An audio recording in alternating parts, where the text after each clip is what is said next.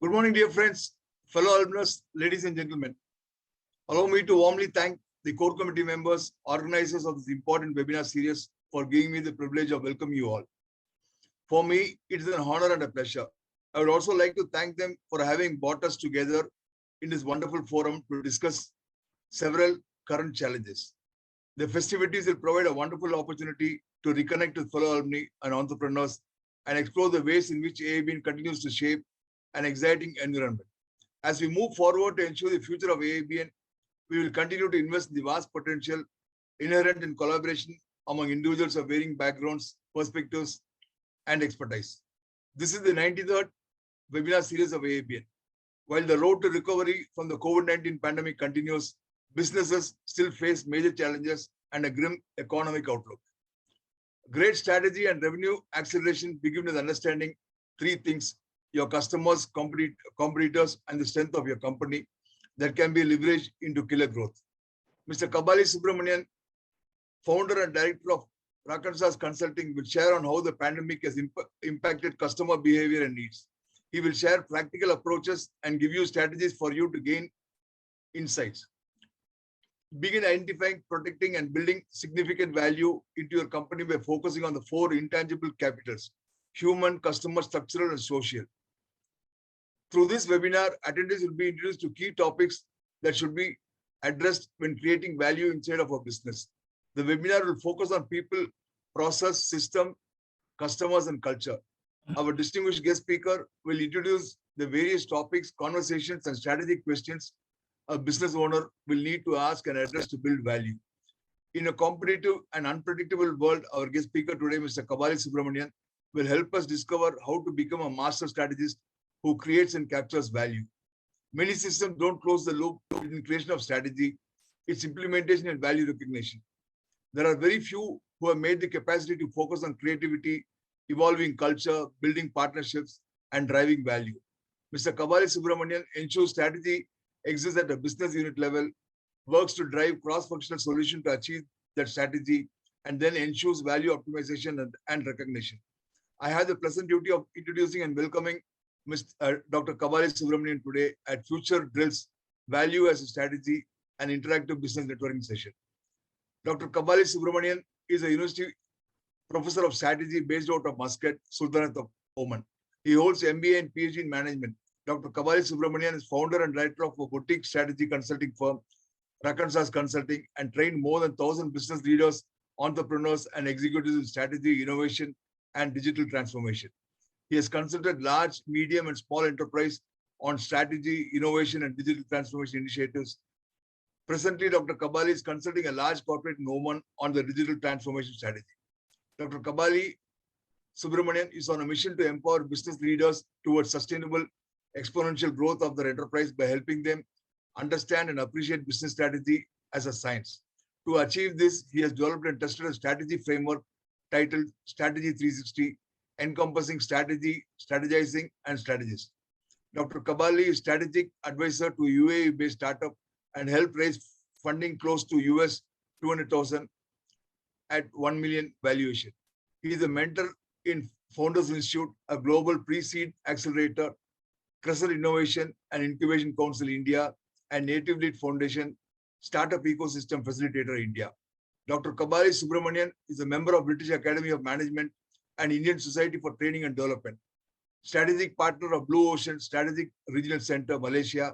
Dr. Kabaly recently graduated PG program in digital business from Columbia Business School, US, and MIT, US. Dr. Kabaly Subramanian has attended number of faculty development program and management development program and got trained in institutions which include IIMK, IIMB, TAPMI, UCSI Malaysia, and Oxford University, UK. Dr. Kabaly Subramanian involved in social initiatives which include supporting educational institutions and startup ecosystems. He has visited countries which includes Oman, UAE, US, UK, Lebanon, Kuwait, Malaysia, Georgia, and presented in conferences, MDPs, and FDPs.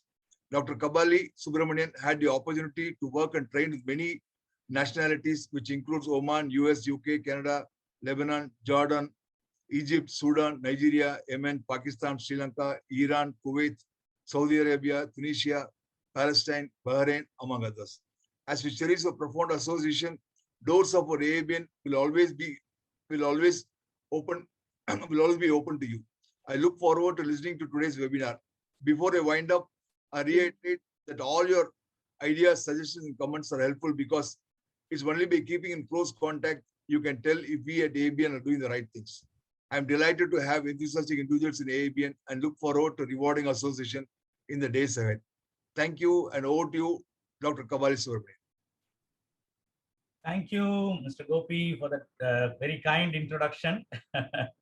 Thank you. It is indeed my pleasure and privilege to be here on this platform, which I know is one of the very interesting platforms founded by the Anomaly Alumni Association and Anomaly Alumni Business Network. Indeed, this itself is an interesting innovation, I should say, because many universities and colleges, being an academic, I know many universities and colleges, they have alumni association looking at general affairs. But having a business it itself, it's a standing proof for our today's discussion, how to unlock value, from the network. And I should thank Mr. Gopi for inviting me on behalf of AABN. In fact, we should all thank WhatsApp groups. Today we have number of WhatsApp groups. So I'm just following AABN's work in one of the WhatsApp groups continuously. Every week they organize interesting topics, very thought-provoking topics. So I just shared some of my thoughts with Gopi in one of the occasions and shared a concept note about my recent research in strategy. Gopi, am I audible? Clear audio video? You're audible, sir. Okay, thank you. So in that context, I should thank Gopi for organizing this wonderful morning, conversation. I will say that it's more. Let us wish this as more of a conversation rather than just a presentation, because I see in the poster itself it's an interactive session. So I just checked with Mr. Gopi. He was kind enough to tell me that we can be more interactive. Having said that, I always have a very high regard for Anomaly University, being an academic and an educationist. It's a great, we should remember at this juncture, the great contribution, the philanthropic contribution of Anomaly Chettiar, who has founded a great institution which has inspired and empowered great number of people. Today, some of you are sitting here in this platform, and many of them across the world are making this world a better place. So we should thank Anomaly University. And I am associated with Anomaly University in some or other form. For example, during COVID, I was invited by their physical education department. Interestingly, they hosted a one-day conference on many issues. One of the issue which I spoke is about opportunities in the startup space in the sports education. So that was very interesting. One of my recent interaction with Anomaly University. And also here I should recognize my close friends are here. Mr. Shivakumar, he is my classmate in the school. So we are, very close friends. And when I saw he shared this invitation in my school group, I got delighted. Thank you, Shiva. Wonderful. And also I got to know about people like PS, who hails from my native town, Tirunelveli. So wonderful people around me. So there are, we have time. Gopi, how many minutes or hours we can schedule this? Is there any time limitation? 1 hour for the presentation, followed by Q&A. Fantastic, great. So I'll be taking you through some of my thoughts based on my research. As introduced, my area of interest is business strategy, innovation, digital transformation, and startups. So my research is at the intersection of all these areas. So over the period, I have done some work in strategy space, and as introduced, I shared some of my thoughts with my fellow entrepreneurs, my business leaders across the world, particularly in India, and they gave me good feedback that some of the thoughts are really interesting and was useful. So therefore, I always take an opportunity to come and share my research, my understanding, and my thinking with fellow entrepreneurs, business leaders, so that in some or other way we can make this world a better place. At the end of the day, all human effort are towards making this world a better place. So having said that, so let me go into the presentation. As introduced, today I'm going to share something. Uh, uh, the topic I have coined is value as a strategy. So this is based on when we were thinking of a topic for this today's discussion. Based on my recent research, I thought that this is more relevant in today. So I should, talk to you about. I should share something, and I am fully aware that the people here, almost around 34 people in this platform, including me, and also some of them are watching maybe in some other maybe channels, or later they will. They're all with rich experience and a lot of wisdom. So what I intend to do here is to share some of my thoughts and also learn from you a lot, so that we can continue, we can together we can shape the future of this world. So this is what I intend to do. So with that, let me go into my presentation. Please allow me a minute to share my screen.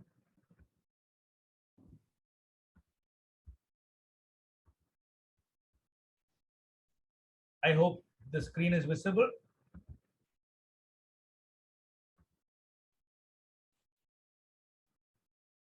Okay, make it as full screen, sir. Is it okay now? That's okay. Fantastic, fantastic. So let me start with a kind of a quiz, not just to just to exercise our mind. So let me show you a small picture.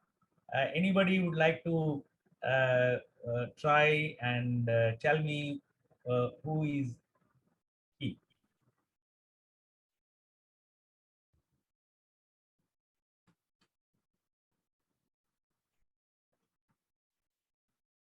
The sport, at least the sport. Ice hockey.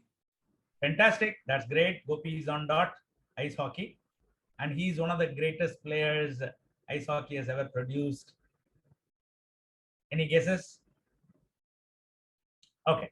So he is Mr. Wayne Gretzky. Very interesting thing about Mr. Wayne Gretzky is the critics or analysts say he is not a great athlete. He is not a very strong person physically, but yet he is considered as one of the best ice hockey has ever produced, best athlete. So what is the difference? So the analytics try to figure out what is the secret of his success. He's a very successful ice hockey player in the history of ice hockey. So they found this as the answer. Of course, it is very well articulated by Wayne Gretzky itself. He says, a good hockey player plays where the puck is. A great hockey player plays where the puck is going to be. Any thoughts on this? That's a great lesson for all of us being business leaders. That's a great lesson from these great words from sports arena. Because interestingly, my research on innovation suggests if you want to be really innovative, you need to look into the other domains. If you are in a particular industry, look at inspiration. You can get inspired by other domains. So this is a classic example how we can get as business leaders, how we can get inspired from ice hockey. Anyone would like to make an interpretation? So Wayne Gretzky, we, that is the entrepreneurs or business leaders, right? So he says a good hockey player plays where the puck is. A great hockey player plays where the puck is going to be. So let us remove that hockey player, say a good entrepreneur, right? And remove that puck and say, what will you put in that blanks? Of course, we can interpret in different ways. Just I want you to make your own, what do you call, understandings and assumptions. We can substitute opportunity in that. Fantastic. Okay. Okay. Where the opportunity is. So very nice. Okay.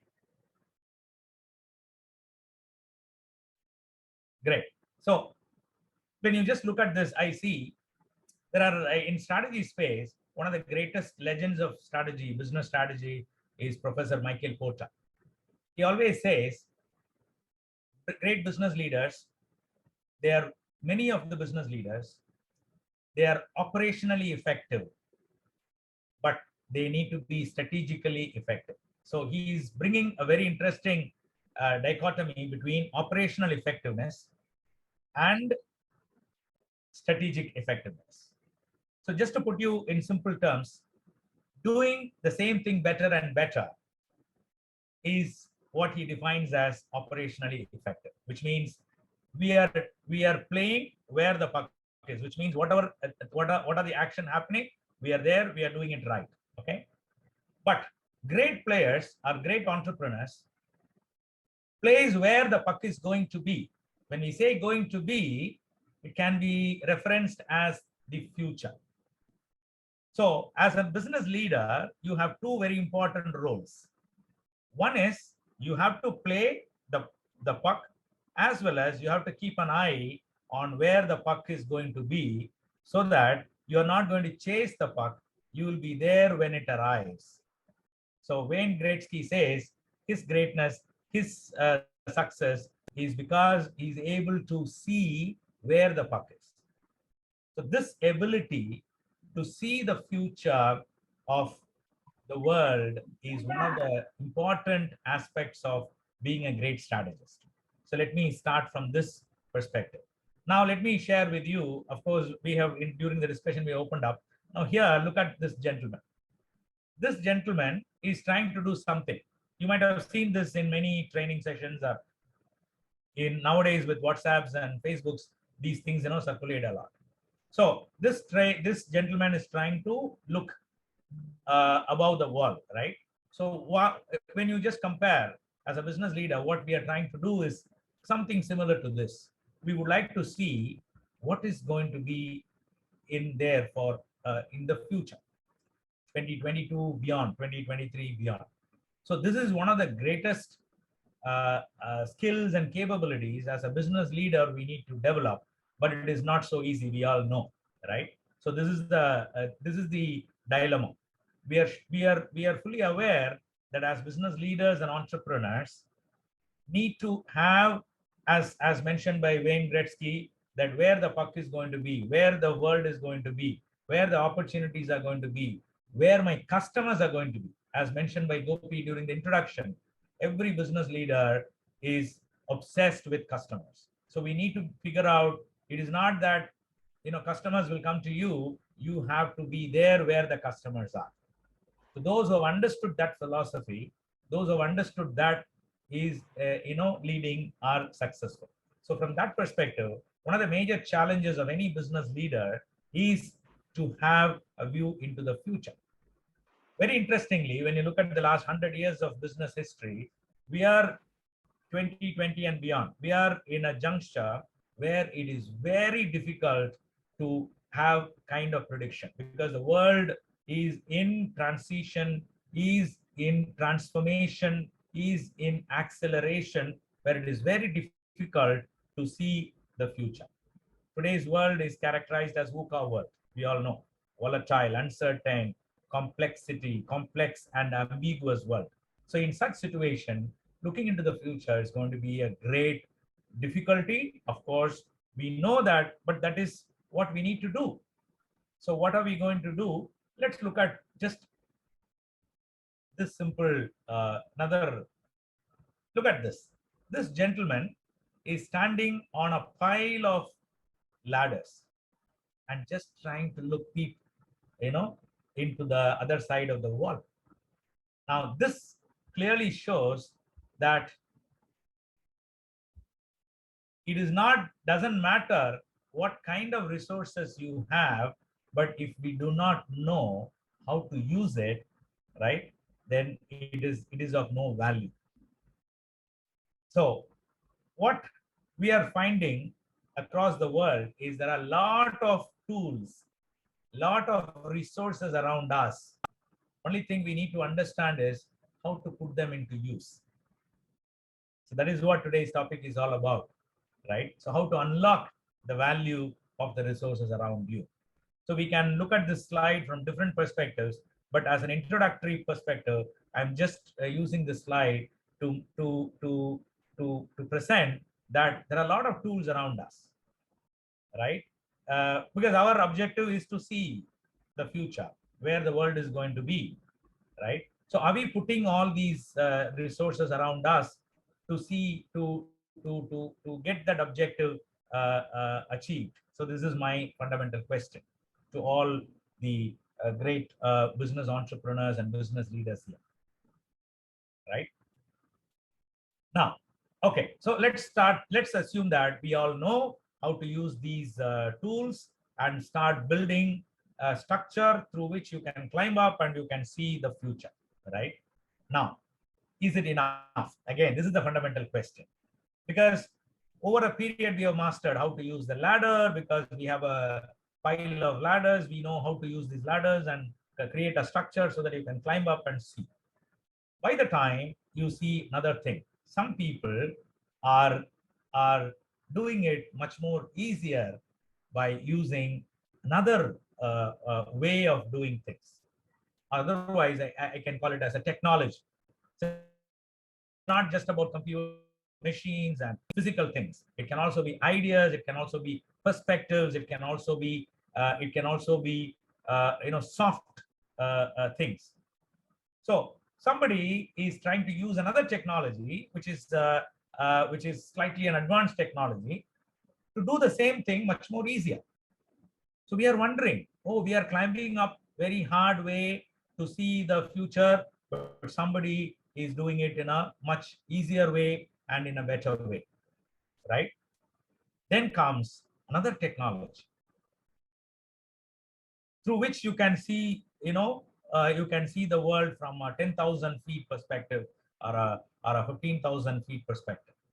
As a strategist, one of the important requirements, because being a business leader, you need to be a strategist if you want to be successful. There is no other choice. You can be operationally effective. You can be great execution. You can be a great executor. You can be a great, you have great capability in execution, but right, strategy has got two sides. One is the execution side. Another one is the formulation side. So to formulate your strategy, you need to have the perspective about the world, for which you need to develop a capability of moving up and down. When I say up and down, your organization is at the zero level. So you have to move up 1,000 feet where you look at your industry. You have to move up 3,000 feet. You have to look at the economy, the markets in which you are operating. And then you have to go farther where the world is going. So this, you need to do it continuously as a strategist. So you need to have technologies for that. And the technologies are evolving. When I say technology, I'm not just looking at the recent technologies like artificial intelligence, blockchain, but our soft technologies, your thinking ability, thinking skills, and thinking frameworks.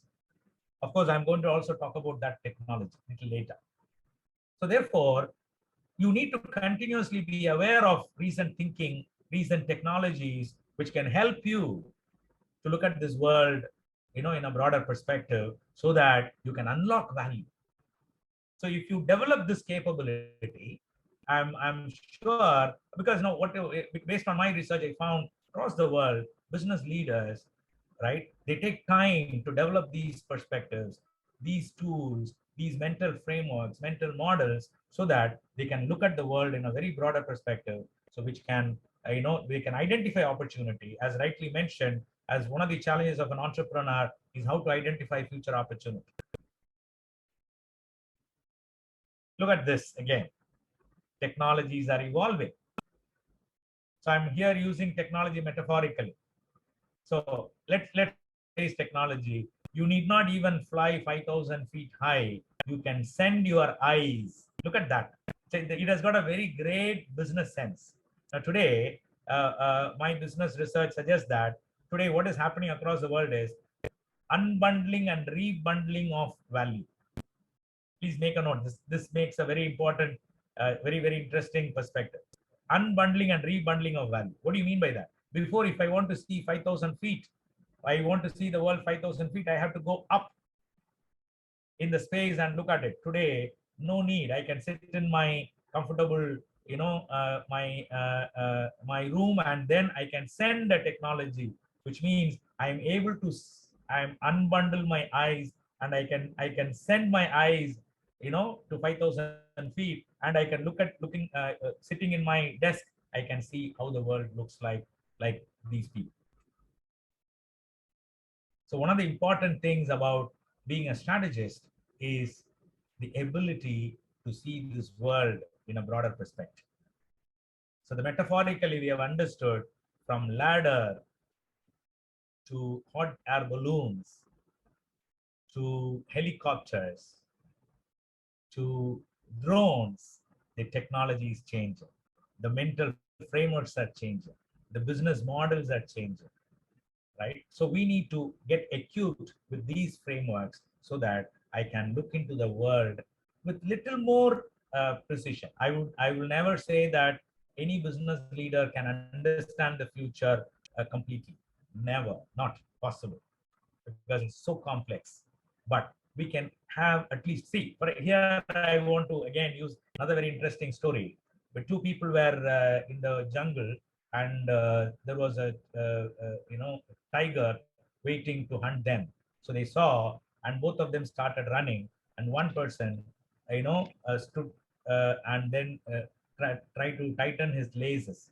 Then the other person said, please come quickly, otherwise the tiger will eat you. He says, no, I need not run faster than the tiger, I need to run faster than you, for which let me tighten my shoelaces.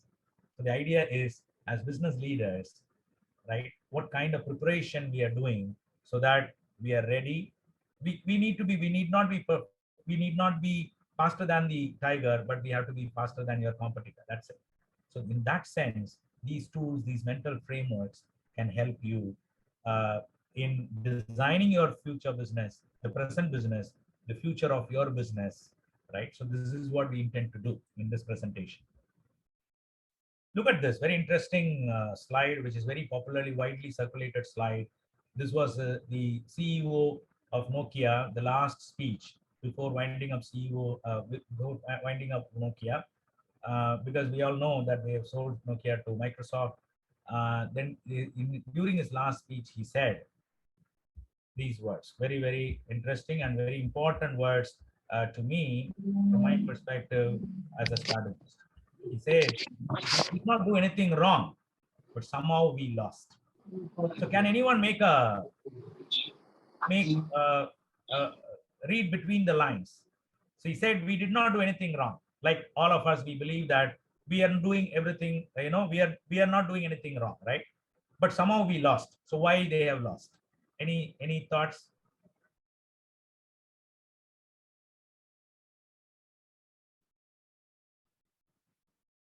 Any thoughts on that? Okay, let me ask you, from your perspective, where Nokia has gone wrong, or what did, because he claims that they did not do anything wrong. So what they missed?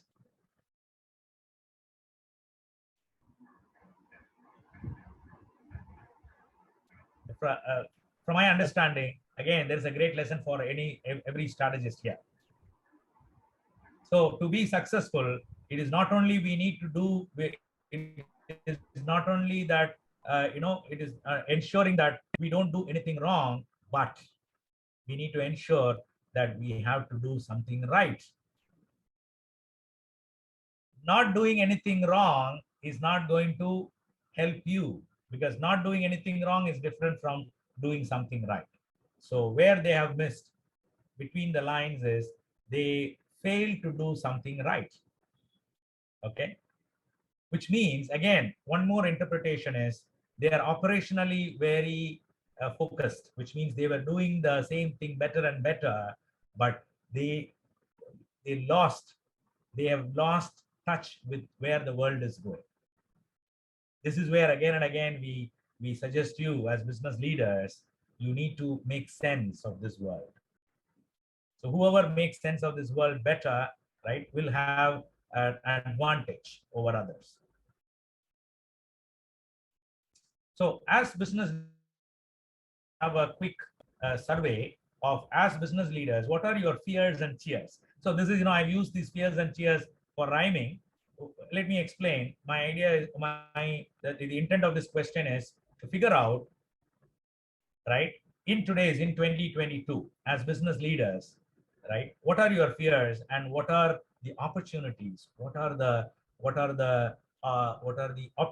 optimistic things you see in this world? Just quickly, some of you can share your thoughts so that we can take it forward. Just to set the discussion context.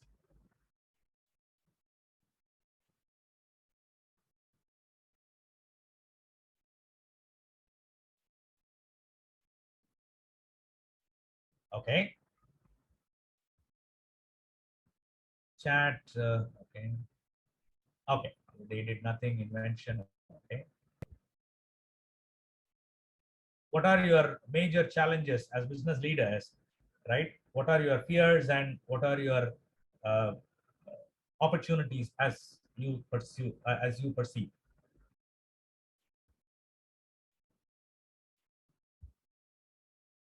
Okay, great. Yeah. Chat. Okay, growth challenges. Great. How we will sustain continuously, that's a great challenge. Fantastic. That's a great thought, Babu. Thank you, Babu. Sustaining continuously today. So I'm going to just take you through the history of strategy. You'll find gaining a competitive advantage is what we say. We feel, okay, somebody says projects and cash flow fears, scaling up and new technology. Great. So this is what the difference between the operationally efficient and the strategically efficient. Strategically efficient is all about scaling up and new technologies, and projects and cash flow is all about your operational efficiency. But here we are touching upon more upon the strategic efficiency. Great. Thank you, Ramesh, for sharing this. Okay, fear of failure. Great. That's one of the, yeah, here this is something related to the culture. Today, Google says, no, Google's philosophy, of course, you can, I'm aware, I'm fully aware that I'm sharing my thoughts with many of the small and medium entrepreneurs. But sometimes we bring, cases from the large corporations, thinking from the large corporation, assuming that it is not what they do, it is the principle behind them. For example, when you look at Google's philosophy today is fail fast and fail safe.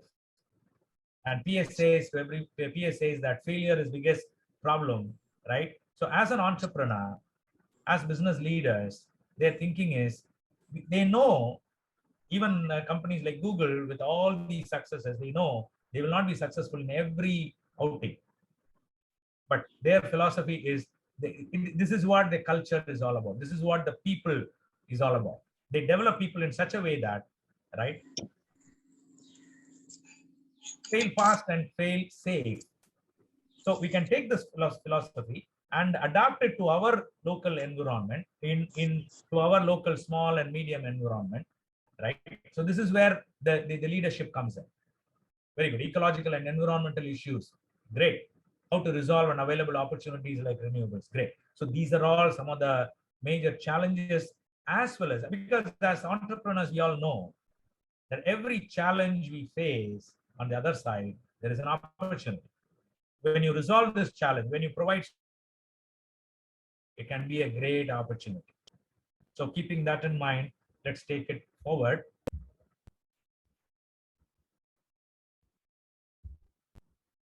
Okay, so let's hop on a drone journey to make sense of this world, which is very, very fundamental strategy. if we are not aware of what's happening around us, right? If we fail to make sense of this world. So whatever work we do is not going to help us be successful in the future, because world will move away in its own direction and you'll be moving in another direction. So there is a gap which leads to challenges and failures. So therefore, making sense of this world and aligning. Another very interesting concepts about strategy is how you align first with the world. Very important. You cannot be too advanced, because we have seen a lot of cases where some companies came out with a path-breaking products, but yet they fail. Simple reason, they are not aligned with the world. Some companies came out, continuously produce a product which is very successful in the past, but today they fail because again they are not aligned with the world. So therefore, you cannot go below, you cannot go very up, you cannot go too much above. Of course, you can say that innovation is all about setting the future. Yes, I do agree, but there are a lot of cases where when you are innovating too much, which means you are moving very much away from the world, what they can consume, right? So there is a great possibility of failure. So therefore, you have to continuously monitor and align. So this is one of the important. So let's try to look at what is world 2022 and beyond. Today's world is characterized as a combination of physical, digital, and biological. Because many of us here are in some of us, not many, maybe in this platform, are in my age group, 50 plus, right? So we were very much comfortable in a very physical world, right? But today, the world getting merged. Today, we call it a cyber physical world. The physical, digital, even you can add one more layer, biological. Let me give an example. Today, how do you define Nike as a company? Again, with the caution, I'm just using these multinational companies as examples. So we need to take only the thinking, right? So we should not be, because now often I face this challenge as well as question. Whenever I address small and medium entrepreneurs, right? They say that they feel that the big examples, the multinational examples may not fit in their environment. But my humble suggestion and advice is, let's try to learn the principles and try to adapt to our situation. So with that note, so today the world is merging physical, digital, and biological. Let me give one example. Nike as a company. We all know Nike as a which was making shoes, but today in 2022 they are repositioning themselves. They are reinventing themselves, right, as a health company. Will you believe that? Today, for example, look at this. All the three things are happening. They have a physical product called a shoe. They have a digital layer on the shoe called sensors. And it is connected to your physical health, your biological health, right? Today, Nike is positioning themselves as a health company. They say, we manage your health. Starting from physical, putting a layer of digital and putting a layer of biological, combining the physical shoe, the physical body, your biological system, and putting a digital layer combined, right? So a person wearing a Nike shoe is transcending these three systems: the physical system, the digital system, and the biological system. Is it a one-off case? No, please, my dear friends, make sense of this. Whatever business you are doing in, imagine this situation. Is my physical and digital world collab? It is already happening. There is no question of whether it is going to happen in no, it's already happening. If we are not aware of it, we have not sensed that. That's it. So therefore, we need to understand that how our business need to accommodate to this new world of physical, digital, and biological, right? So this is one trend. Another very interesting trend, as mentioned in the chat box about the future fears and cheers, right? Today, the whole world is looking at some of the global objectives, like economic objective. So global GDP, according to Ram Charan, who is considered as one of the great business gurus, he says in the next 5 to 10 years, the global GDP is going to double. We are almost $100 trillion economy. The global economy is going to become a $200 trillion economy. In which case, there's a great opportunity.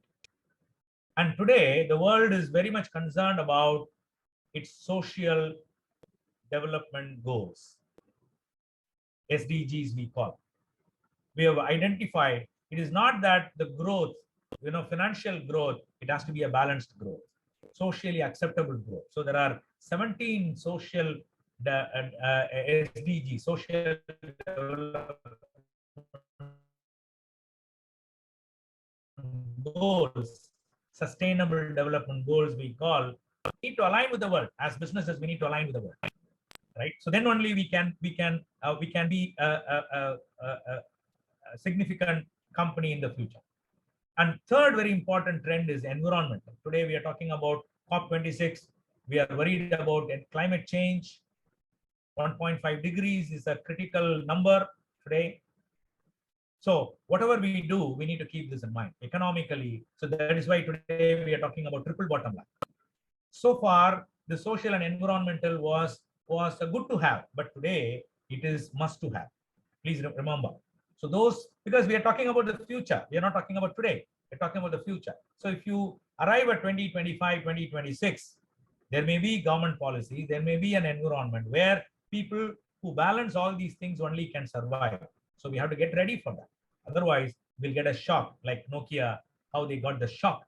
They did not do anything wrong, but they did not do something right to survive in that particular environment. So whatever you do as a strategist, you need to have a balanced view of economic development, socially relevant, and environmentally sustainable. Another very interesting opportunity, the cheers part is, right? As I mentioned, you look at the top 10 countries by GDP, PPP in 2030, India is going to be number 2, according to one statistics, right? Of course, there are multiple perspectives, but one, of course, we all know that India is going to be in 2030 in top 5 economies in the world. There's no doubt about it. So this is a great cheer for us, which means there's a great opportunity.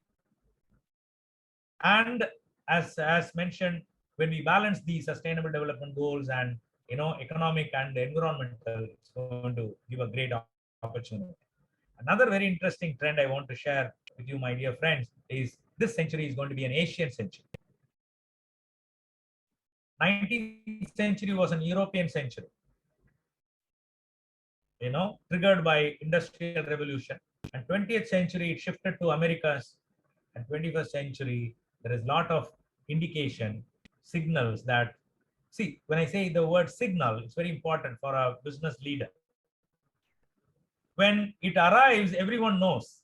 But as business leaders, you need to sense the signals. It is very feeble. We are all many of you are engineers.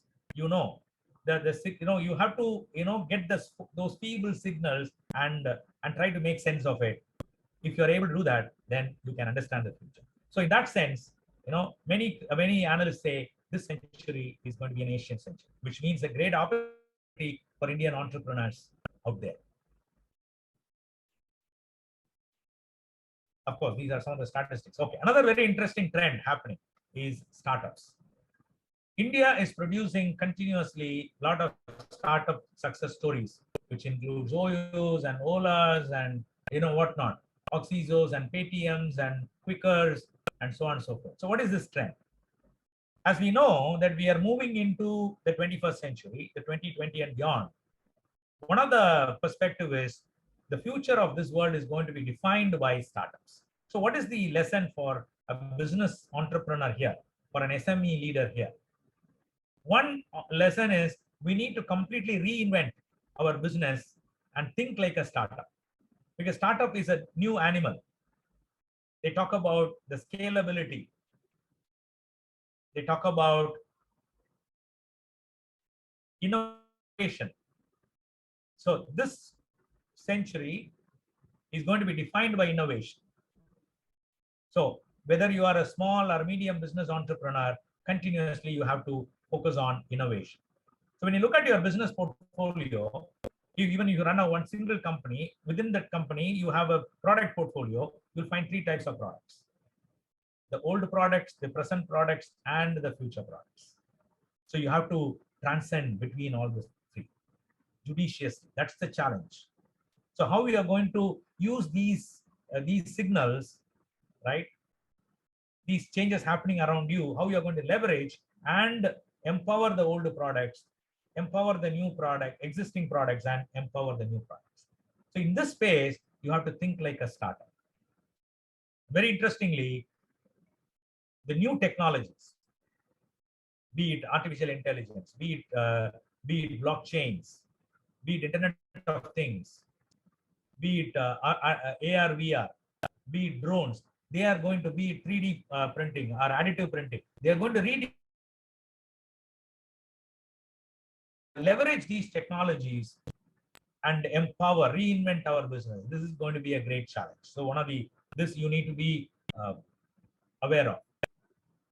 Of course, India is producing large number of unicorns. So you have to think like a startup. This is one part of it. Second part of it, you need to, so my suggestion, now off late, I started giving the suggestion to business leaders. So protect your core. Let's not experiment with your core, because many of us, we have a fear, right? That when we do something very creative and innovative, we may lose our core. So if you have that fear, protect your core, right? Do some kind of marginal innovation and intervention in that, so that you have continuous flow, cash flow, but think like a startup.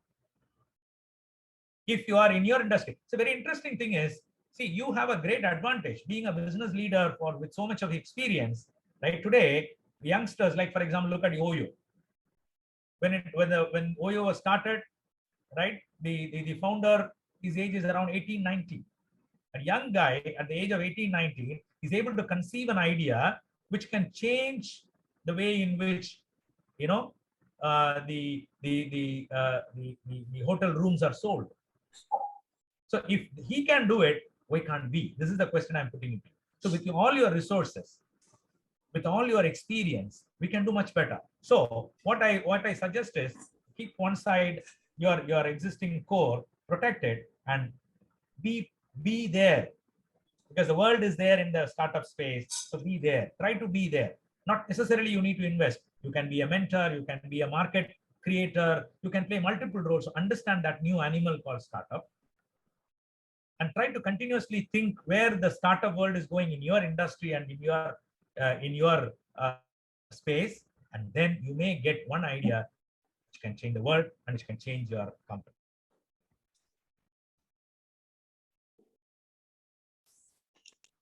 Look at economies. Now today, globally, the experts are defining today's economy as a gig economy. Even the last week, I think the talk was on gig economy. Circular economy. Today we are talking about circular economy. Experts started asking question: is there not the resource already present in the world enough to sustain this world? Do we have to create new products, or can we apply circular principles like recycle, reduce, and reinvent? Okay. So digital economy, startup economy, innovation economy. As I mentioned, cyber, physical, biological. Today we are talking about metaverse. So physical world and digital world are getting coming closer and closer together. Skill and talent economy. Today we are talking about people are more recruited for skills and talents, not for qualification. That's one of the trend. So how to use this gig economy and skill economy and talent economy to our advantage? This is where business leaders need to put most of your time in thinking and understanding what's happening around us, and leveraging and sharing economy. A great example change the world, the perspective of the world. One is Uber, another one is AABN. Completely. interconnected world, which gave the power of technologies, and also little later about sharing economy, how Airbnb unlocked the value from the consumer perspective. Because there are a lot of values unlocked. There are a lot of values locked, trapped at different levels. That is the core topic today. So we are just setting the trend. So there are other global trends like platforms and ecosystems like Airbnbs, Ubers, and Alibabas, and ONDC. Today I'm going to introduce that. I hope many of you are aware of it, but still I just want to introduce, this is an area where SMEs you need to focus. My humble suggestion. Open Network for Digital Commerce, ONDC, which is a great initiative by Government of India, right? In collaboration with many partners, they have come out with Open Network for Digital Commerce. I suggest strongly all the business entrepreneurs need to look at that. I'll share some of the ideas with you. So fortune at the bottom of the pyramid and middle of the pyramid, rise of social media, low touch economy. So all these trends we need to see. The very interesting thing about strategy is the complexity of strategy is we need to keep many things in mind before we decide strategy for our company, before we design the strategy for our company. That's very complex. We have to keep multiple things: the macro environment, the micro environment, the company environment. So this is the challenge for which we need to develop our thinking systems and mental frameworks. That is what I said. You need to develop tools and techniques. So one of the tools we are going to share with you today. So as I mentioned, my mission is to help business leaders to understand strategy as a science. We all know strategy is the integrating system. Nobody in this platform, I can challenge that nobody can say that strategy is not important. Everyone we need to accept. But the big question is how to understand strategy, how to make one. So strategy, put it simply, is a value creating system, creating a system which creates value. So the next important question is for whom? These are some of the questions we are going to explore. So strategy is all about choices. So based on my research, I have designed a strategy 360 framework called strategy, strategizing, and strategies. Because my understanding, if you want to be a great business leader, you need to understand what is strategy. You need to understand how to make strategy, and you need to understand how to be a strategist. Of course, from our own, see, my observation, many of the business leaders, right, particularly business leaders, they come into entrepreneurship, they start their business with their experience in their core domain, be it engineering, be it medical, be it whatever it is, be it sports, whatever it is. But when it comes to running a business successfully, strategy becomes very important. Understanding business becomes very important. Understanding business as a science becomes very important. Otherwise, what will happen? It is like the difference between, right, medicine as a science and medicine, practiced in the villages, where, based on our experience, we practice medicine, but that is not scientific. So I suggest business leaders to understand business and strategy as a science. So when you just look at, just to give you a perspective about 50 plus years of strategy as a science, right? It's only so much, last 100 years, strategy is considered a science and evolved as science. When you look at, there are three very important pathways. One is the positioning, where according to Michael Porter, he says business is all about positioning in the market. So I don't want to take you through the entire thing. Just I'm giving you some snapshots. And second, very important perspective is trying to understand what are the resources you have and leverage it. And third, very important perspective, we call it as stakeholder perspective. That is what today we are going to talk a little more. Because when we say value, creating value, we all understand that business is all about creating value.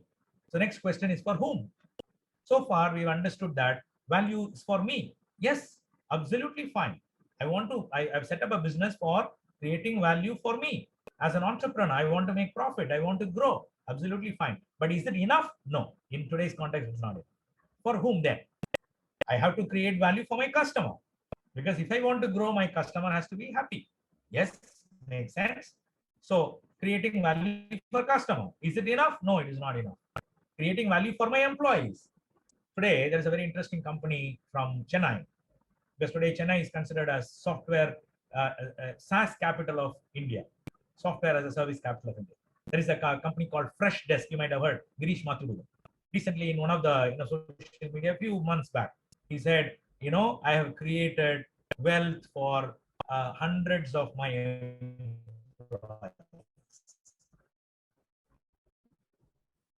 Millions of wealth for hundreds of money. So the objective are the shareholders, or just only for the customers, but also for the employees, who are the key stakeholders. And then some companies go beyond that. No, not only for employees, but we have to create value for our stakeholders, our suppliers, other stakeholders, our suppliers. Very important.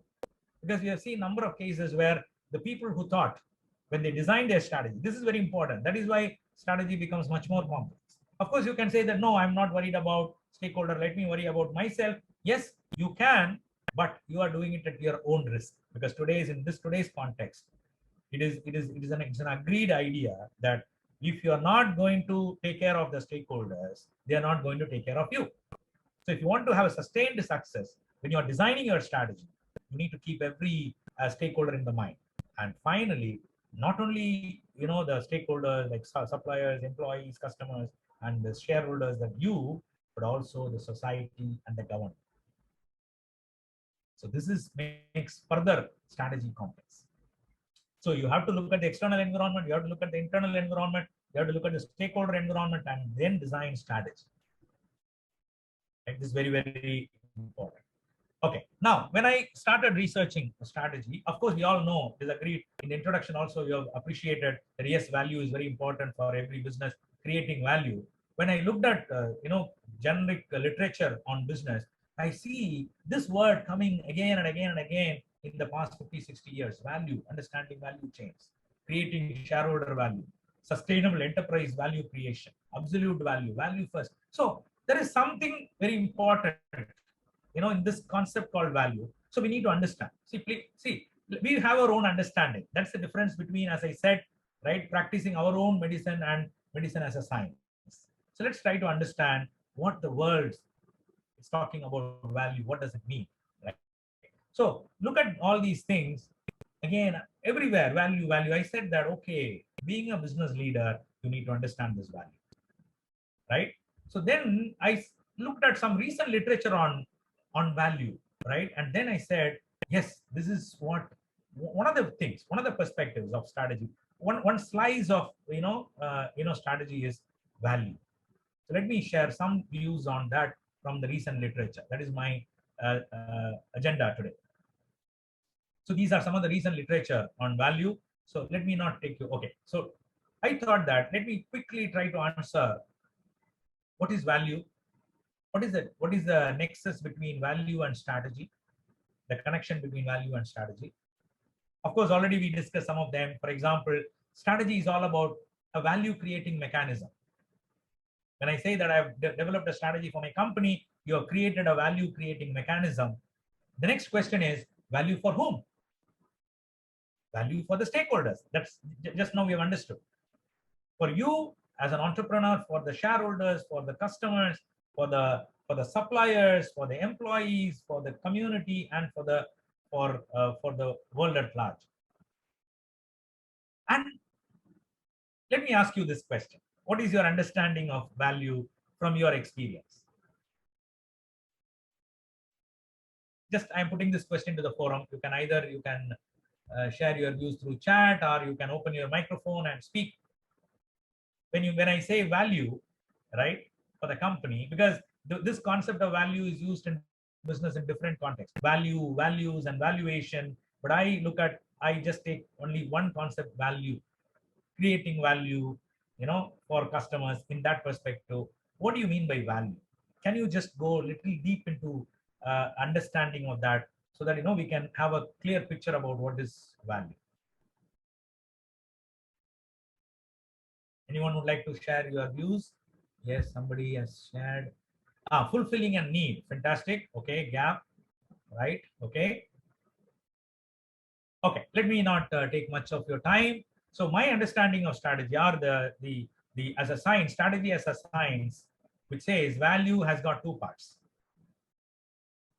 because you're all engineers, you can appreciate mathematical modeling. Value is equal to benefits by cost. Make this equation and put it in your desk and look at that. It gives you a lot of deeper meaning. Value is nothing but benefits by cost, which means, suppose, for example, if you are creating value for customers, customers looks at what are the benefits I'm going to get, what is the cost to me for the customer. For a shareholder, what are the benefits I'm going to get, what is the cost to me. For an employee, what is the benefits I'm going to get from the company and what is the cost I'm going to give to the company. So if you are able to increase the benefits and decrease the cost for any of the stakeholders, they'll be very happy. And you can increase the value in multiple ways, because you're all engineers, you'll appreciate mathematical way of telling the idea. So value is nothing but, as I said, benefits by cost. There are numerators and denominator. You can increase the value in multiple ways. Either you can keep the denominator same and increase the numerator, or you can keep the numerator same and decrease the denominator, or you can increase the numerator, decrease the denominator, or you can increase the numerator by 2x and increase the denominator by 1x. Still you increase value. You have multiple options. That is what companies across the world are trying to do, how to increase value in any of these forms, right? So, and there are a lot of opportunities, there are a lot of tools. That is why I say making sense of the world will give you what are the opportunities of redefining your value. Already you are giving value, absolutely fine, your customers are happy, but will your customers be happy forever? This is my question. So when you're talking about the future, we need to be continuously, as I said, as somebody mentioned very interestingly, sustaining the success is a challenge. So therefore, you need to continuously define and redefine your value. So understanding value as a science is very important. So the next is value for whom? Value for the stakeholders. Okay, now the big question, how to create more and more value, right? So here comes a very interesting perspective. Researchers across the world has found that there are a lot of trapped value around you. If you are able to see and unlock those value, you can be hugely successful. I repeat, there are a lot of trapped value around you. If you can see and design your strategy in such a way that you can unlock that value, you can be hugely successful. You can be hugely relevant. So that is what we are going to, find out how to identify them and where are the trapped values and how to unlock those values. So let me, So what is a trapped value? Let me give us little understanding about what is a trapped value. Of course, we run our business, we are successful. Yeah, we create value, yes. But please remember, my dear friends, as the world changes, newer and newer technology, please don't understand technology as only the hard, the soft, hard and soft technologies. Their possibilities are huge. So the fundamental question the experts are asking are, have you leveraged that technology, right? The possibility of those technologies. So there is a possibility, there is a level at which we are operating. So this gap, we call it as trapped value gap. So we are going to go all out as entrepreneurs and try to figure out how to understand that potential of those technologies to unlock the trapped value. So that is what we are intent to. So, okay, let me straight away come to the framework which can guide your thinking. There are 4 levels of trapped value. There are values which are trapped at the enterprise level, which is your company level, at the industry level, at the consumer level, and at the society level. Let me give one example just to illustrate this. At the enterprise level, for example, let me take you to 1995. It's a very defining year or defining a moment in time. 95 to 2000, companies like Amazon and eBay started propping up. So what happened? Amazon and eBay understood the possibility of the technology called internet. So at that point in time, let me take a parallel, like companies like Walmart, companies like Barnes and Noble, which are global companies, which are selling products, retailers, global retailers, when they were operating in their own in their own traditional way, companies like Amazon and eBay try to figure out the possibilities of these technologies. So they found that companies are operating at this level, like Walmart's and Barnes and Nobles. So they said that using this technology, right, there is a trapped value, right?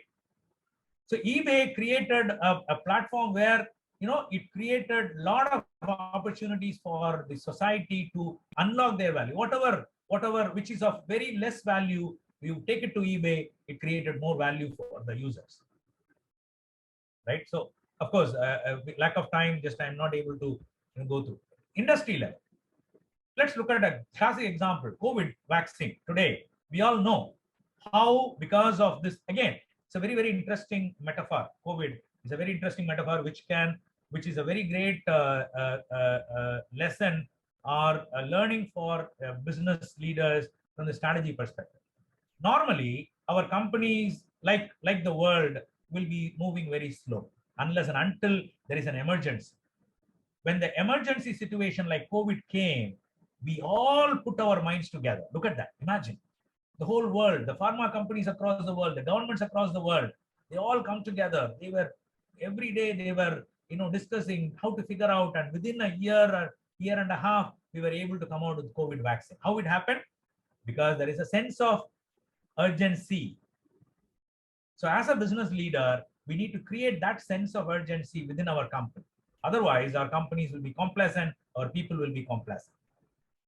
So this sense of urgency collaborated between many pharma companies. They exchange notes, they exchange ideas, they exchange patents, and ultimately the world got benefited in the form of COVID vaccine. Today, by blessing of the nature and God, we are feeling little more safer. So there is a lot of trapped value in the industry, which can be unlocked by cooperation, by collaboration, by co-optation. Even before COVID, there are a lot of cases. For example, hydrogen-based cars, like Fords and Toyotas and Chryslers coming together and coming out with developing a technology, sharing the technology. It's a great way of unlocking the industry potential, right? So imagine, so as a small and medium, we can do it on our own scale, within our industry, within our market. Again and again, I'm highlighting this. The examples which we are highlighting from the global example, because it can be verified. We have literature around that. So we have to learn those principles and then adapt to our local situation. Can we have a collaboration within our market, within our industry, right? Because previously, the strategy is all about competition, right? Today, it is about competition and collaboration. So there is a great mind shift. Consumer, look at Airbnb. With the kind of leveraging technology, they have unlocked the value. For example, Airbnb, what it does is it is unlocking the unused rooms in your villas or in your flats. Suppose you have a 3-bedroom flat where you have one room which is not used, using Airbnb as a platform. So they created a platform, they created a technology by which they are able to unlock the assets, the private assets, owned by consumers. So can we think in our industry, in our company context, can we think this way? Is there any possibility of unlocking the consumers, the trapped value with the consumers? So it can be from the enterprise level, at your company level, it can be from the industry level, it can be from the consumer level, and it can be from the society level. A classic example is Uber. We all know Uber is one of the great successes in the recent times, which has changed the way in which we are commuting. But not only that, they did that, but they did much more than that. What they have unlocked some of the society's issues, which includes possible profitable partnerships with women drivers. Because after Uber, because what is the Uber environment? Completely technologically, technologically scanned environment where we feel safe and secure, both as a consumer as well as the drivers, right? So because of this safety and security, more and more women drivers are coming out. which means there is an unlocking of value from the society happening. So can you do that in your industry? Can you do that in your company? Can you unlock the value within the society? Can you unlock the value within the industry? Can you unlock the value with the consumers? Can you unlock the value with the with your company? So these are some of the questions we are going to ask. Let me share with you one recent case. Please, I strongly suggest all the small and medium enterprise owners and business leaders here to follow this very interesting development happening in India. Okay, let me, by show of your hand or through chat box, how many of you are aware of this initiative by Government of India, Open Network for Digital Commerce? Please, I just want to have a quick poll.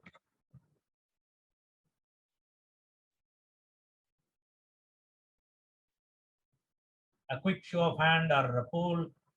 Quickly, you can, through chat box, you can say how many of you are aware. Because now why I ask this question is, this is what I again and again I stress. As business leaders, we need to be aware of what is happening around us, make sense of this world, where the world is going, what are the thinking of our stakeholders, where government is one of the important stakeholders, right? So how they think, how we can align with that thinking. So this is one of the recent initiatives by Government of India. Okay, ONDC, they call Open Network for Digital Commerce. This is from my understanding, this is an initiative by the Government of India just to reduce the what do you call the clout of these large players like Alibabas and Amazons and Flipkarts and large, because today we are concerned about small and medium enterprises, small traders, small enterprises, right? So they should not be exploited by these large platforms. So they come out with Open Network for Digital Commerce to democratize digital commerce. It's a very important initiative. This is how it works. So when small enterprises, already now we are in, for example, you are a small enterprise, you are selling something in a platform like Alibaba, in a platform like Amazon, right? So here you are too much dependent on one platform, right? But there are multiple platforms. If you are in, of course, you can say that I am in Alibaba, I am in Amazon platform, but still there is no interoperability, right? So ONDC is going to bring that interoperability using this open network protocols. Of course, you're all engineers, you understand technology much more than anybody else. So please spend some time, understand this, because government is very upbeat about this project, right? Particularly they are targeting at the small and medium business owners, enterprises. This is how the flow of value will be. Like the platforms, they'll be connected. So when you are present here, you will be present in every platform. Every request comes to you. So this is how, if you want to know more, please go and do some basic research. A lot of videos available. And one of the key persons behind this project is Nandan Nilekani, which shows the importance of this project. Okay. So what is ONDC and what is ONDC? What is it? What is ONDC not? It is not a government regulatory body. It is not an application or platform. It is not a central intermediary. It is a medium to help digitize businesses. No, it is a market and community-led initiative. It's an open network, eliminates need for central intermediary, enabler for a broad-based innovation. So it's going to, it's very exciting. It's going to create a classic environment where the enterprise, small and medium enterprises are going to have more empowerment. Okay, so this is just quickly what are the benefits of sellers, buyers, and technology platforms. One very interesting thing from my perspective is it's going to create a lot of new opportunities for starting a new business, starting new startups, digital startups within this environment, ONDC. So if you are able to understand this ONDC, so this is a great opportunity. Spend some time, understand this. And this itself, one thing is you can leverage this open network for developing your existing business, or you can get a flash, you can get an insight, you can develop a new business, and you can rock the world. So these some of the statistics to support. I just don't want to spend much time on that. Okay, so how to unlock value? So based on our research, we found there are 7 possible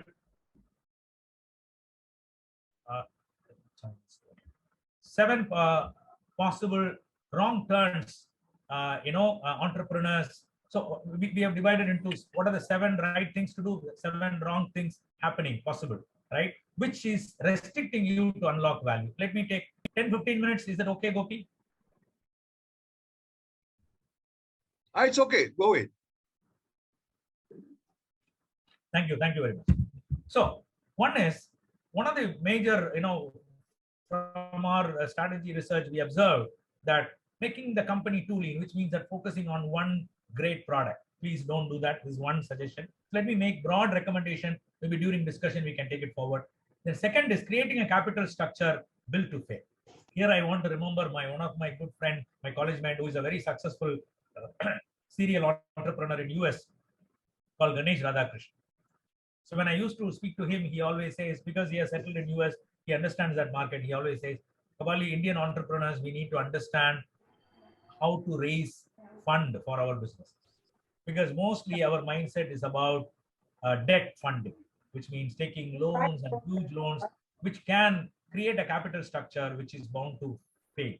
So here in the startup ecosystem, today we have to be, as I said, you have to have that startup mindset, right? Where you have to leverage the resources around you, create value and share value. That's very important. So one of the mindset as small and medium entrepreneurs, generally, I'm not specifying, generally we have is, we have to make value and keep all the value with us. So we don't want to participate. So therefore we take loans, we take, debt loans, and then we repay so that, profit is with us. But if you want to think bold, you have to think bold. You have to think big. Then you have to leverage, right? The equity capital around you. So then losing your head. The idea is this: many of the businesses, it starts with great passion of the founder. But in the long run, what happens is once the company settles down and it starts growing, we are much more focused on the operational efficiency, which the same thing happened when Apple was a startup. When he brought a very seasoned professional from outside, he was focusing on operational efficiency and lost the edge being an innovator. And then managing to Wall Street again, which means here as a small medium entrepreneurs, managing to our shareholders, managing to our our shareholders, our investors. Yes, we need to, but at the same time we have to keep an eye on the customers, relying on completely luck. For example, if you're a small entrepreneur, you come out with a product, it's a huge success, then we relax. No, it may be because of because the market conditions, it is a big hit. It is not that we have a great wisdom, right? So we have to understand that and keep moving. And serving regulators, not customers. Our focus is more on the what do you call the fulfilling the regulatory mechanisms, not taking the eye away from the customer. Anticipating customers who are not likely to show up. For example, if you are, say, let me give some, of course, I put some examples like for example, there is a company called THQ. So they came out with a wonderful tool called, a pad, electronic pad, by which you can draw, right? They felt that it was a great, within few months or years, Apple came out with iPad, suddenly all the advantage vanished, right? So they thought that it's a great product, people will throng. But one change. This is what today's environment is all about. We don't know where from your competition comes. Of course, one of the analysis says the very introduction of iPhone has changed 20 business, has challenged 20 business models and 200 products, they say, right? So this is the kind of environment we are. We don't know where from, because who were imagining that Amazon will be a great competitor to Walmart. So can come from any direction. Okay, what are the 7 right things to do? Technology proper. Please remember, put the technology at the center. Whatever we do, think through technology. When I say technology, both the soft and the hard. Soft is your thinking systems, you need to renew, and the hard, the new technologies like digital technologies, which we mentioned, AIs and ARs, VRs, and IoTs, and so on. And be hyper relevant. Customer experience today is very, very important, right? You have to be relevant for every customer. This is the big challenge. So this is second, for which today's technologies are helping. See why today everyone is talking about digital technology. Fundamentally, the business is same, but We have more number of ways by which we can engage with customers on a continuous basis. So today's digital technologies provides us a lot of capabilities. That is what we say, use that and unlock the value. So be with the customer, continuously monitor the customer, right? There are examples, examples where the companies, they make digital twins. For example, there is a digital twin, with Amazon, of digital twin of Kabaly, digital twin of Gopi. Before they talk to Gopi and Kabaly, they will talk to the digital twin. Amazon will put some offer to the digital twin of Kabaly and Gopi and get the response. And that is the kind of technology they are hyper relevance they are moving into. Data driven. Today, data is the new oil, right? So that before we used to make our own judgment based on our wisdom. Today, with the kind of technology, you can, because we were making that because the data was not available. But today, with the kind of technology, you can make every move. Take Netflix. Every your cursor move, every your remote move is being recorded, and they try to identify what are your likes and dislikes, and they make some recommendation engine. They make recommendation engines which will recommend you something, and also they make inference engines which give some inference to the company, and by that what do you call, powers the future of their products and services. Assets smart. Whether, see, today our general mindset as small and medium, everything we need to own. So you have to ask question, do I have to own? For example, today, do I have to buy a software, or can I get it from cloud? Or can I rent it? Or can I share it from my customer? So you have to be creative and innovative in all ways in terms of assets, and be inclusive, adopting an open and transparent approach for innovation, governance, broad range of stakeholders. This is very, very important, right? So you have to be, as I said, stakeholder mindset. We are going to develop strategy for all the stakeholders. We are going to grow inclusively. Talent rich. Please, my dear friends, focus on talent. Your people are going to be your asset, right? Develop talent, because one of the major challenges for SMEs is when they develop talent, they move away. Yes, but if you're not going to develop their talent, if they stay, not going to contribute anything. So therefore, it is better to develop talent and allowing them to. See, here also you can be more creative. For example, if you find a great talent which is moving, you can ask them why they are moving, and can we collaborate with them? See, one of the mindsets of the small and medium enterprises is we have to keep all. I have to be the boss always. Not necessary.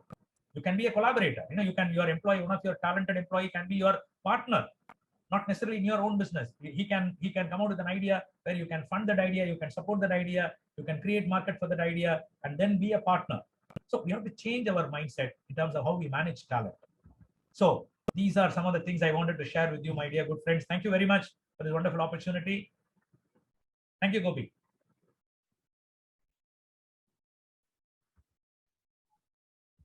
Thank you, Dr. Kabaly. Fantastic session. We had a nice session. A lot of takeaways from it. And we'll just keep the floor open for question and answers now. Participants, you may please unmute and ask your questions, please.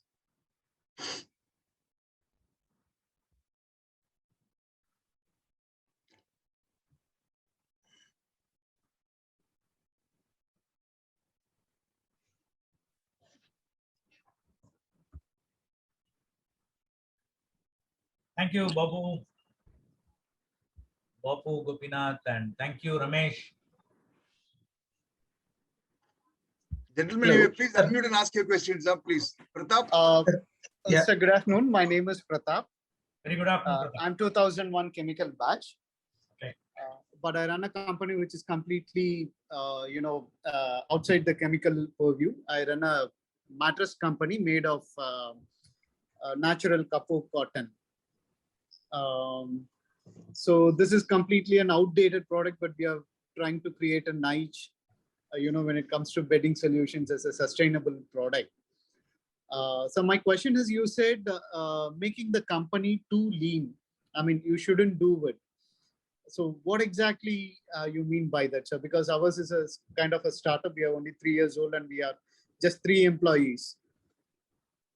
Okay, great. So what I mean, of course, we also promote the idea of lean and being agile and all those things. But there is a limit to it. because when we are too lean in the philosophy of lean, right? If we are not going to commit resources for future innovation and creativity, because innovation is all about experimentation. Experimentation is all about committing resources without knowing what is going to be the future, right? So it's going to be so in that sense, I meant being lean, is not advisable. Otherwise, applying lean principles and keeping your cost and keeping your of course, lean is all about how to reduce waste, whether it is in terms of resources, in terms of time, material, money, manpower, whatever it is. That is acceptable and that is appreciable. But in the name of lean, right? So keeping cutting the cost, we should not compromise on our ability to innovate and invent. So that is our right. Right, sir. Got it, sir. Thank you, sir. But in that sense, we are not lean, sir, because we have many teams out. Few jobs we have outsourced, like finance, because I cannot afford a finance person. So that is outsourced to a auditor. Great. So, Today, that is what this new business models. Do we have to own, or do we have to rent or lease, or can we cloud source it? Today, everything is available as a service, right? X as a service, right? SaaS. yes, sir. So this is where strategy is all about how you think, how you put these system in place, which creates value on its own. Great, thank you. Thank you, sir. Yes, Mr. Ramesh. Sir, good afternoon, sir. Wonderful presentation. Thank you. So my company is Modit Pro Solutions. We provide factory digitalizations, especially focused on chemical and process industries. You mentioned very good thing about focus more on strategy than the execution. Though as a startup we start with a strategy, but finally we end up doing execution. So how do you balance it? Then finally, after for a period of time, you focused in doing all the firefighting, work on the operation stuff. So are we losing on the strategy things? How do we? 100%, Ramesh. This is my strong advice to business leaders. From the beginning, we need to create a kind of systems. Of course, it's a challenge. As we grow, we need to create systems where, as a business leader, as a strategist, right, you need to slowly come out of the day-to-day operations and spend more time on making sense of this world, understanding, because with one insight, you can change the company. So it is like, it is a very old example of, cutting a tree with a blunt axe, or are you going to sharpening the axe? So when we say that business leaders need to spend more time on thinking and developing themselves, it is like sharpening, right? So you have to spend more time. You have to spend more time on, as I said, this helicopter view, 5,000 feet view, 3,000, and then go into the company. Then the seamless transition, you have to, this is what being a strategist is all about, right? So that we need to do. Otherwise, we'll be locked in the day-to-day firefighting and operationally efficient work, which may not. See, for your information, I don't know whether Japan will accept. Of course, Japan, Michael Porter made a very strong statement. Japanese, they don't have strategy. They are operationally efficient, right? Which means what he said is they were good in making things better and better, not looking at new. Again, one of the things he was linking is why there are many corporations. Even I think to some extent Japanese have accepted that. When you look at 80s and 70s, 80s, now there is no big Japanese corporation where we have Koreans and Chinese, and today China is producing large corporations. But so their lack, as a country, that is what Michael Porter. I cannot make that judgment. Michael Porter says they lack as a country. They focus more on execution, more on operational efficiency rather than innovation. So we have to learn from all these perspectives. Thank you, Ramesh. Thank you, sir.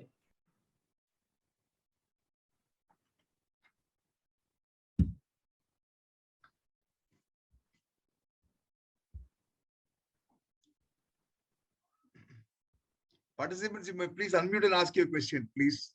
Thank you, Mr. Sinkotian, for your feedback. Yeah, thank you.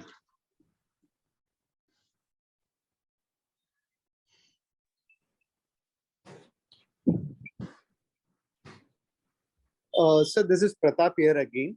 Yeah, Pratap. So I have one more question. You said that this right thing to do is like, I mean, this creating capital structure. So like I said, there are a lot of people interested in investing my company and all that, looking at my product and how we are working. But if we go to that, so our idea is like probably we will dilute stake. That is obviously going to happen. But there is also fear of losing control of the company. Like when someone gives money or puts money into it. So how do you take care of that part, sir? This is $1 million question again, as I said. So we need to come out with a balancing mechanism. Of course, there are a lot of things we can learn from the previous experience. As you rightly mentioned, yes, I fully agree with you that there is a possibility of losing complete control of your business. There are a lot of examples where Michael Dell has shared his experience about when you take more of outside funding. One good example of Indian company is Zoho. You might have heard of Zoho. Like Sridhar Vembu has never Yes, sir. Yes, sir. in equity. Yeah, which it's a very interesting model, right? Hmm. How he created a world-class organization with zero equity out from outside. So this is very, very interesting model. So we have to learn from these models and understand these philosophies and judiciously have a. So the point there we want to highlight is, see, when you want to keep more value with you, then you tend to move towards the debt. Sir, it's not just about value, sir. Because what happens, more investors, they are interested in milking the product or thing. We may lose focus on why we started the company at the very first place. Exactly. Don't do that. Yeah, I fully understand. Don't do that. In that case, it's okay. Your model is okay, perfectly fine. If you feel that, because on the other side, we also said that we should not move away from that passion, right? Like how we can learn from companies like Apple. When they moved away from that passion, what will happen to the company? So this is where the challenge is. So how you are going to convince your equity partners about not losing your vision, your purpose, your passion, at the same time growing a company. So how you are going to manage that matters. Yes, that needs a serious study. Yes, I fully agree with you. Maybe another opportunity we can discuss that. That itself Sure. is an area of research interest. Yes. Right. Thank you so much, sir. Thank you, brother.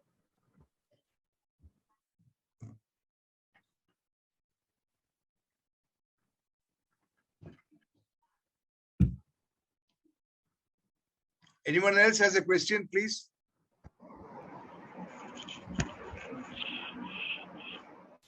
Shiva here.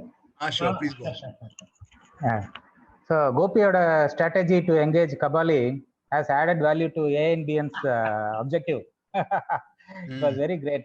And one more thing, even though I'm not in the business environment, in the presentation, it was very useful. I was taking notes and all. Thank you, Shiva. Thank you, Shiva.